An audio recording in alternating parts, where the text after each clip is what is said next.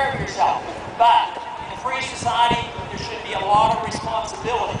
But on the other side now, conservatives don't want you to spend your money because they're afraid you might spend it on gambling or something else. But sometimes people do. Sometimes when they have the freedom, some will do bizarre things in the name of religion. You might not like it, but there's an element of tolerance that we might have. Some people may spend their money in a wasteful manner.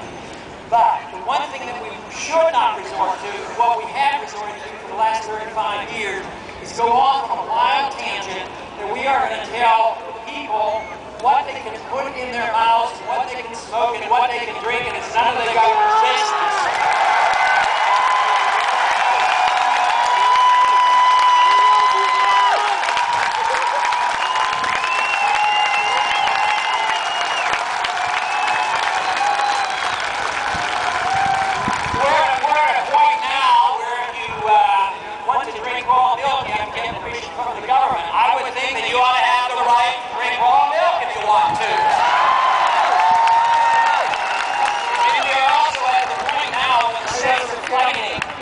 Unconstitutional regulation of the use of drugs in places in California and others, where they literally are saying in a very, very reserved manner, saying that somebody who is sick could use medicinal marijuana. So what does our federal government come in? Overrules the state, which they should never do, take away and put people who are that are sick, dying with cancer, and putting them in prison for smoking marijuana, even though the law permits it. We don't need any of that.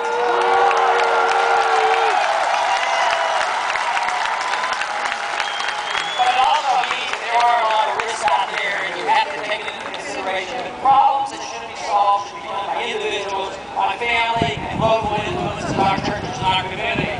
Once you get to the nanny state, somebody up here regulating and dictating the whole economy and our personal lives, you get into the mess that we have now. The wonderful thing that's happening now is there is an opportunity now like never before.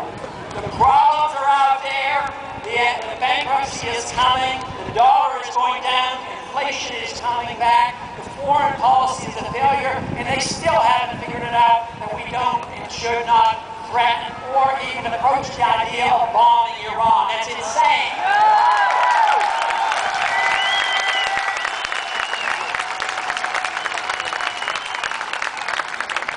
So this is a great message. We will continue with it, as obviously you are doing. I want to compliment all those in the committee, 4, 5, 6, so many others who helped bring this rally together, and they deserve a lot of credit for it.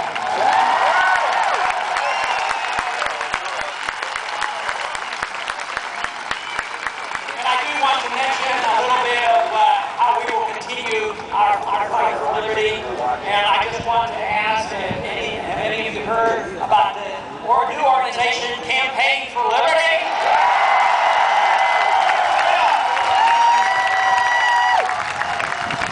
If you haven't joined, please join up. We still need a few more members, but let me tell you, our first big project is to get all of you, plus more, to come to Minneapolis on September 2nd.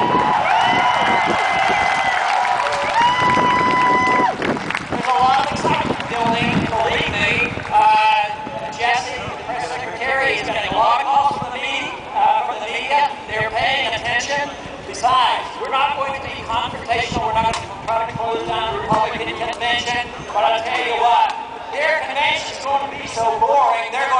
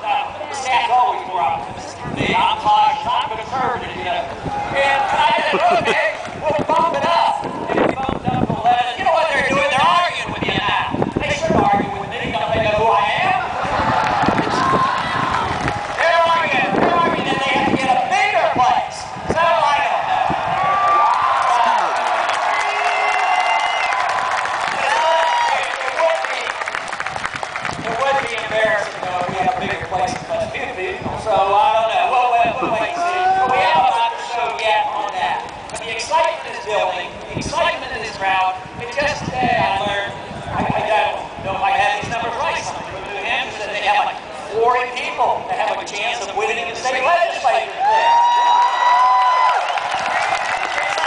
Somebody else told me that they have 20 running out in Montana. And who knows, we might not count so many more. You probably know about it. We want to continue to help and spread this message.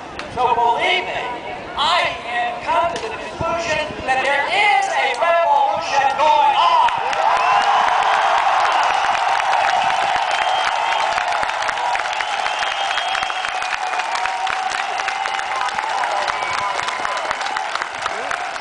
And to me, it's a wonderful revolution because I feel so positive about it. I say I'm reluctant about my skills, but I have no doubt whatsoever about the message. And the message is so powerful, so American. And I'll tell you what, we don't have many choices in this country.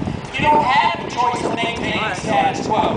Because you can't maintain the status quo. You can't keep going on like we are limping along. So if we do nothing, if we don't win, it's downhill, less liberty as is encouraged. Less personal freedom, more foreign meddling, more inflation, all those problems. So we have a responsibility. Everybody in this crowd has a lot more responsibility than those who didn't come. And remember, revolutions occur not by 51% of the population,